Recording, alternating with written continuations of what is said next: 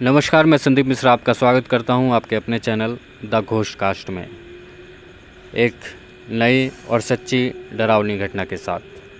आइए कहानी की तरफ चलते हैं। मयंक। ये कहानी मयंक की है जो एक मल्टीनेशनल कंपनी में ब्रांच मैनेजर की जॉब करता था। एक दिन मयंक को ऑफिस से घर जाने के लिए लेट हो गया था।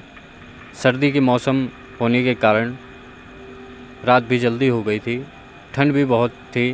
रास्ते में चलते चलते मयंक को एक आवाज़ सुनाई दी, रुक जाओ। मयंक वहीं पर ही रुक गया और पीछे मुड़ के देखा, लेकिन पीछे कोई भी नहीं था। फिर से वही आवाज़ सुनाई दी, सामने देखो। जैसे ही मयंक ने सामने देखा तो उसे ज़मीन पर कुछ चमकती हुई चीज़ दिखाई दी। मयंक दौड़ के उस चीज़ के पास गया और देखा यह कोई साधारण चीज़ नहीं थी, बल्कि एक चमकता हुआ सा हीरा था। उसने वह हीरा अपने हाथ में लिया। उसकी चमक देखकर मयंक की खुशी का पार न रहा। लेकिन मयंक को कहाँ पता था यह कोई साधारण हीरा नहीं, बल्कि एक मायावी हीरा है।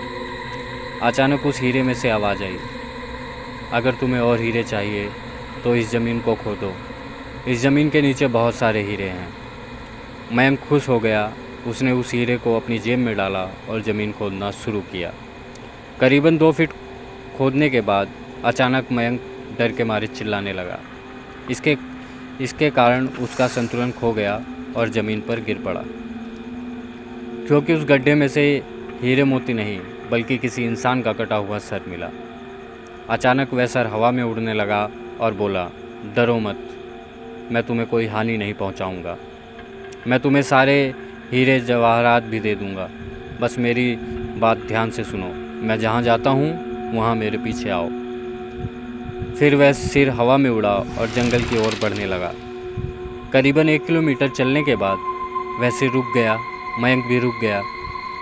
फिर उस सिर ने मयंक से कहा, इस ज़मीन के भीतर बहुत सारे हीरा मोती जवाहरात छुपे हुए हैं। इस ज़मीन को खोदो, काम शुरू करो। मयंक खुश हो गया और ज़मीन को खोदना शुरू कर दिया। खोदते खोदते उस ज़मीन के नीचे हीरा मोती तो नहीं मिले, बल्कि उस सिर कटा हुआ का धड़ मिला। उस सिर ने कहा, अब तुम एक आखिरी काम और करो, उसके बाद मैं तुम्हें माला माल कर दूंगा।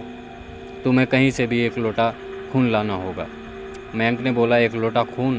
पर मैं 1 लोटा खून कहाँ से लाऊंगा?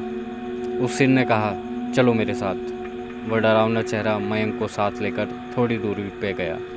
वहाँ उसे एक इंसान को जाते हुए देखा। वो सिर बोला, उस इंसान को मारकर उसका खून ले आओ। मयंक डर गया और बोला, नहीं नहीं, यह मुझसे नहीं होगा। मैं ये नहीं कर सकता। अगर तुमने ये काम नहीं किया तो मैं तुम्हें बहुत बड़ी मुसीबत में डाल दूंगा। फिर तुम्हारी पूरी ज़िंदगी नर्क बन जाएगी। मयंक ने हाथ जोड़कर उसे कहा, मुझे माफ़ कर दो। अगर मैंने उसे मारा तो मुझे पुलिस गिरफ्तार कर लेगी और मुझे जेल जाना पड़ेगा। उस सिर ने अपने तंत्र मंत्र की शक्ति से एक छुरी और लोटा प्रकट किया और गुस्से से बोला, अगर तुम मेरा यह काम नहीं करोगे तो मैं तुम्हारे पूरे परिवार को मौत में गाड़ दूंगा। मयंक ने मजबूरी में आकर उस आदमी को मार डाला और उसका खून लेकर उस सिर के पास गया।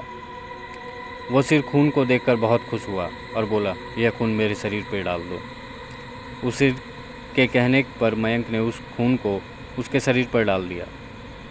फिर कुछ देर में वो कटा हुआ सिर उस शरीर से जुड़ गया। यह सब देखकर मयंक की हालत ख़राब होने लगी। वह उस भूत को देखकर काफ़ी डर गया। जैसे ही वो भूत जिंदा हुआ तो ज़ोर ज़ोर से हंसने लगा और डरावनी आवाज़ में बोला, तुमने बहुत बड़ी गलती कर दी कि तुम मुझे फिर से ज़िंदा कर रहे हो। जब मैं सिर्फ तुम्हें ही नहीं बल्कि पूरे शहर को मौत में गाड़ दूँगा। डर के मारे मयंक के मुंह से आवाज़ भी नहीं निकल रही थी। वो अपनी जान बचाने के लिए वहाँ से दौड़ा, लेकिन उस भूत ने छलांग लगाकर मयंक को ज़मीन पर गिरा दिया और बोला, मुझे बहुत भूख लगी है, अब मैं तुम्हें खाऊंगा। जैसे उस भूत ने मांस खाने के लिए अपना कदम बढ़ाया, तुरंत ही उसका सिर धड़ से अलग हो गया। मयंक समझ नहीं पाया कि आखिर यह चमत्कार हुआ कैसे। मयंक ने पीछे मुड़कर देखा तो अघोरी बाबा खड़े थे। अब अघोरी बाबा ने कहा, जब तुम उस आदमी को मारकर उसका खून ले जा रहे थे तभी मैंने देख लिया था और समझ गया था कि कुछ बुरा होने वाला है। इसलिए मैं तुम्हारे पीछे पीछे यहाँ तक चला आया और मैंने अपनी मंत्र की शक्ति से उस भूत को फिर से मार दिया। अब तुम निश्चिंत होकर अपने घर जाओ, अब तुम पर कोई खतरा नहीं है।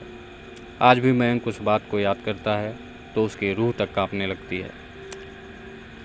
ये कहानी थी मयंक की। अगर आपके पास भी कोई सच्ची घटना है तो आप मुझे भेज सकते हैं। आपको कहानी कैसी लग रही है आप कमेंट ज़रूर करें। लाइक शेयर सब्सक्राइब करना ना भूलें। मिलते हैं फिर किसी नई कहानी के साथ। तब तक के लिए नमस्कार।